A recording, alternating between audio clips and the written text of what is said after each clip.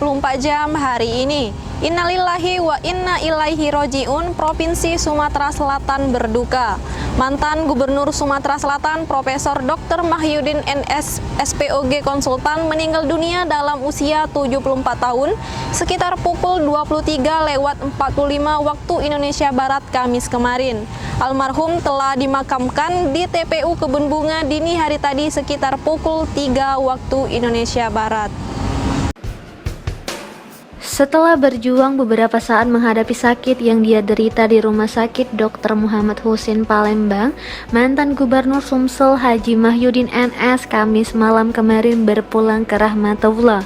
Pria kelahiran Lahat 14 September 1947 yang akrab disapa Abah ini dini hari tadi dimakamkan di TPU Kebun Bunga Palembang. Mantan pembantu rektor 4 Unsri ini meninggal dalam usia 74 tahun dan meninggalkan seorang istri, Dr. Halipah Mahyudin, 3 anak dengan 5 cucu yakni Dr. M. Taufik Roseno, Dr. Yuda Pratomo, dan Dr. Anggia Primasari.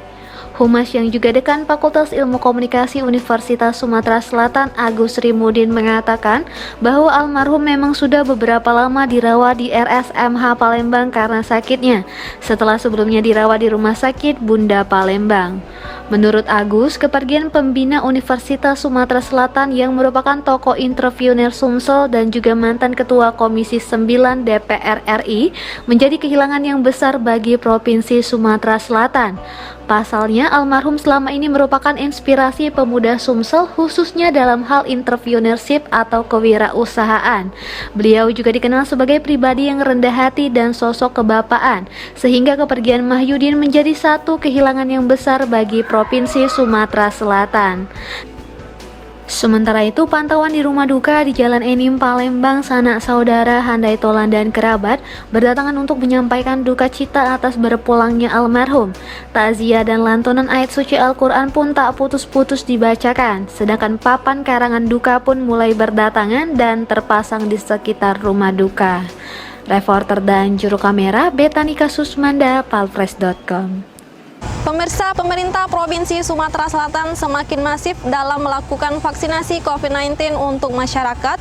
Kali ini melalui Badan Kesatuan Bangsa dan Politik dan Dinas Kesehatan Provinsi Sumatera Selatan menyelenggarakan vaksinasi kepada ratusan masyarakat yang tergabung dalam forum kerukunan umat beragama yang di dalamnya terdapat berbagai organisasi kebudayaan.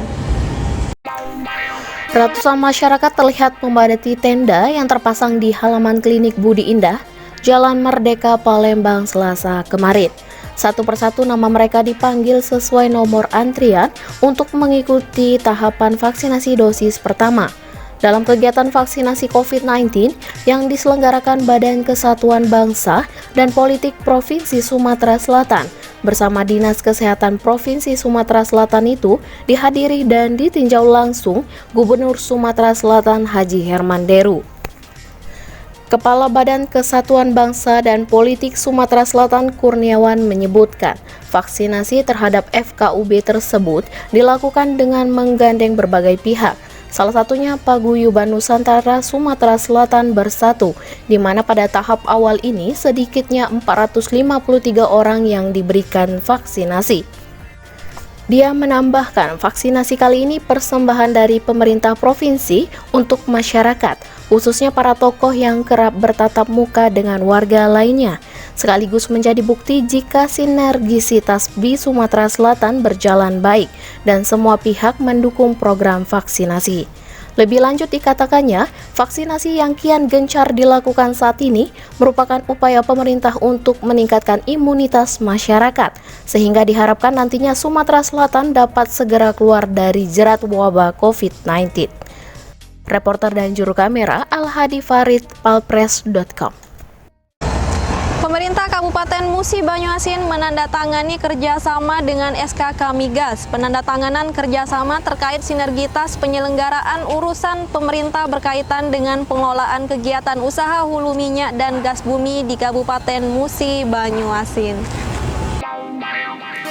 Bupati Musi Banyuasin Dr. Dodi Reza Alik Nurdin membangun kerjasama dengan SKK Migas di kantor pusat SKK Migas, Gedung Wisma Mulia, Jakarta Selatan kemarin. Bangunan kerjasama terkait pengelolaan kegiatan usaha hulu migas ini bertujuan memaksimalkan potensi daerah dalam meningkatkan pendapatan daerah. Dengan harapan nantinya bisa merealisasikan penyediaan tenaga kerja profesional dan menjadikan Moba sebagai pusat pelatihan sertifikasi migas di wilayah Sumbaksel khususnya dan Sumatera pada umumnya.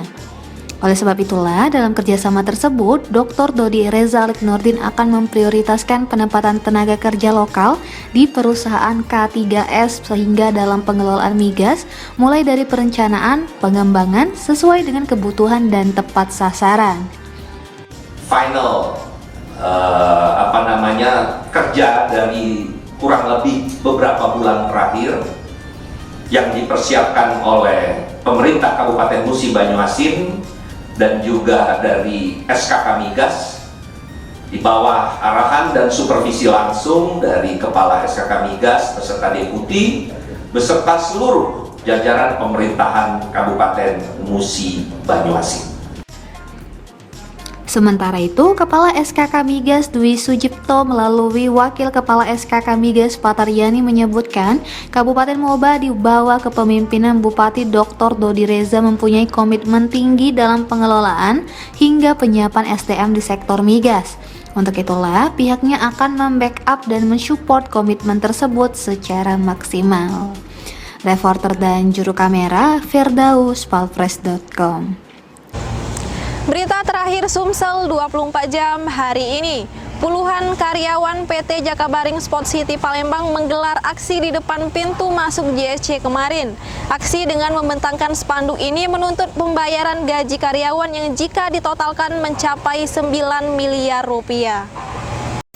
Sejumlah tulisan berisi tuntutan pembayaran gaji dibentangkan karyawan PT Jakabaring Sport City di depan pintu masuk JSC kemarin. Tulisan-tulisan tersebut sebagai bentuk protes karyawan JSC karena gaji yang diharapkan belum dibayarkan. Sebagai aksi protes lanjutan, puluhan karyawan JSC ini melakukan mogok kerja. Koordinator lapangan Hardi mengatakan, aksi damai mogok kerja ini menuntut gaji untuk 192 karyawan dibayarkan. Hingga saat ini sudah 10 bulan gaji karyawan belum dibayar atau dari bulan Juni 2019 hingga Maret 2020. Dan jika ditotalkan gaji yang belum dibayar sekitar 9 miliar rupiah. Jadi demo ini bukan demo gitu, kita aksi damai mogok kerja yang menuntut gaji kita yang 10 bulan di tahun 2019. Dan ada selisih gaji UMK yang kita tuntut. Lebih jauh kata Hardi, pihaknya sudah berkoordinasi dengan manajemen PT JSC, namun jawaban yang mereka terima masih menunggu dana penyertaan modal perusahaan. Untuk itulah pihaknya sangat berharap agar manajemen PT JSC untuk memenuhi hak mereka sebagai karyawan perusahaan. Sementara itu, Direktur Utama JSC, Mena Fatriani Paloh, memastikan akan membayar gaji karyawan. Dirinya mengaku belum dibayarkan gaji karyawan karena PT JSC tidak memiliki uang lagi pasca Asian Games 2018. Sebab pasca Asian Games, uang digunakan untuk memperbaiki fasilitas hingga membayar beban listrik yang digunakan selama event tersebut. Akhirnya saya bentuk tim marketing, kita jualan, semua kita jualan untuk kita mendapatkan penghasilan. Yang itulah kita bisa menggaji mereka tapi tidak full. Terus kita bisa bayar listrik. Berarti ada mereka. Ada. Jadi bukan 0-0 gitu loh. Selama 10 bulan itu bukan 0-0. Bu, ini kan BUMD ya. Reporter dan juru kamera Kurniawan, palpres.com. Demikianlah berita Sumsel 24 jam hari ini. Bagi pemirsa yang ingin tempatnya dikunjungi atau diliput tim Sumsel 24 jam, silahkan tulis di kolom komentar. Jangan lupa untuk mendukung program kami lainnya di YouTube channel Palpres Official seperti podcast Cukup Pedes, Budak Lorong, Baseng, Ternyata Bukan Mistis, dan Ruang Cerita bersama Kakak Juli. Saya Sri Devi, sampai jumpa.